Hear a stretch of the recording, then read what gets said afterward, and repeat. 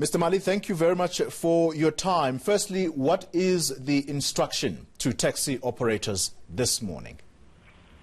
Thank you very much, and good morning to the viewers at home and everybody. I couldn't get you well. Can you come up again with a question? All right. The question simply is, what is the instruction to taxi operators this morning? Well, what I would say today, where I'm standing, I am the spokesperson of Santaco, but this shutdown is called by the taxi operators in Gauteng and the members from other structures here in Gauteng who are very and deeply concerned about this announcement made by the minister. Now, this morning we are just withdrawing our services for a 1 day. We are not operational, and we are doing that taking into consideration we are concerned about our commuters, that we couldn't do it longer than this, but we want our government to take the taxi industry very seriously. Yeah. The Minister of Transport was in the news last night appealing to the taxi industry to say, please do not strike. There is a negotiation that is still underway. What is your response to that call? Well, to that call, I didn't get it being a call that is fair to taxi industry, because there's a statement again that the minister made to say, even if what we want to say, what we want to do, there is no money where he's going to get money for us as a taxi industry. But what is surprising to us as the taxi operators here in Gauteng is that we are a mode of transport or public transport as well. But when the announcement is made, it speaks of the taxi industry, Uber, e-hailing. What about other modes of transport, the buses, the flights, the train? Why we were not put it on one platter to say this is a public transport in South Africa? They are going to share this cake, and how big is this cake? And you can see that our government doesn't take us very seriously, or taking us on a serious note to say, before they can announce to say the flights are given 100% loading, taxi industry, it has to be considered. And our people here on the ground are very much aware of this pandemic. They are complying. They get into our vehicles wearing masks. They sanitize. We disinfect our vehicles.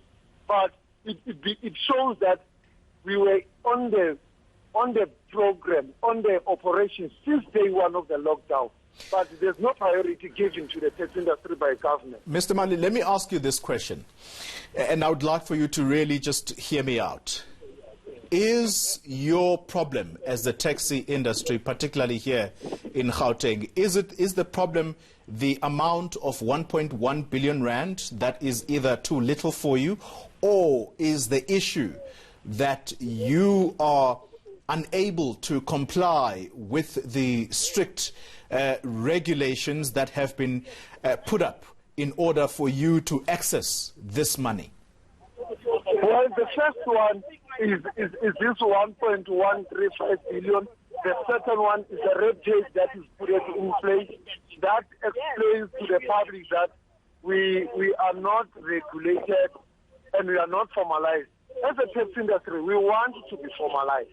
We want to be formalized, but not at an expense of COVID-19. It should be a process that government engage with us and sit down with us and understand the challenges that we are facing. I can paint a picture for you, for an example. If you say we must be formalized, we must register the companies as a taxi industry, we are still owing these vehicles. How then can we change a vehicle that you are still owing to put it under the company? So what do you suggest be done, Mr. Mali?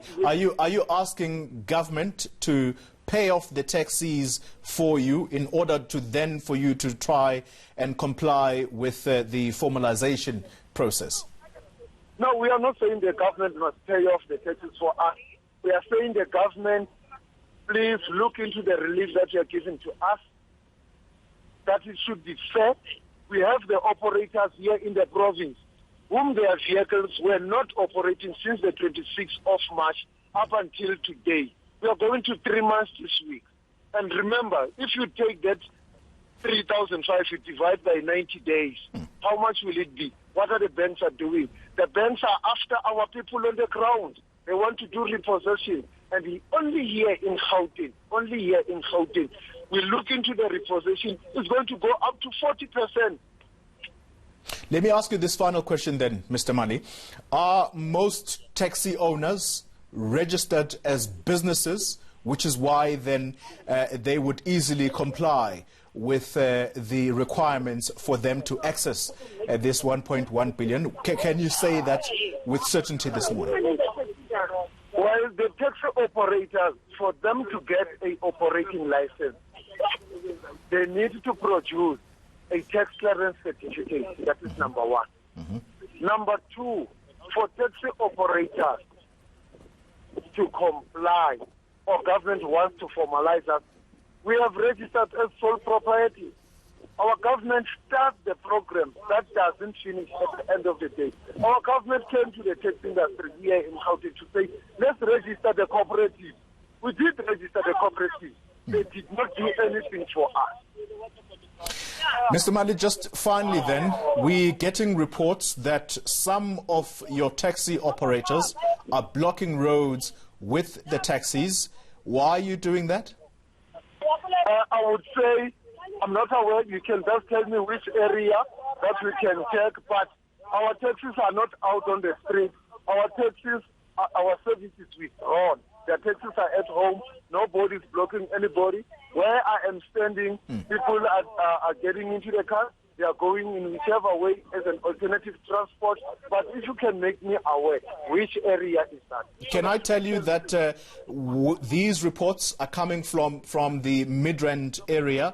That's where we are getting reports of taxis blocking roads. But also when you say taxis are actually parked at home, that's not entirely true, because we have just reported from the North Taxi Rank this morning, and we did see some of the vehicles that are driving around the actual rank, although they are not loading people. So it's not entirely true that you say taxis are parked at home.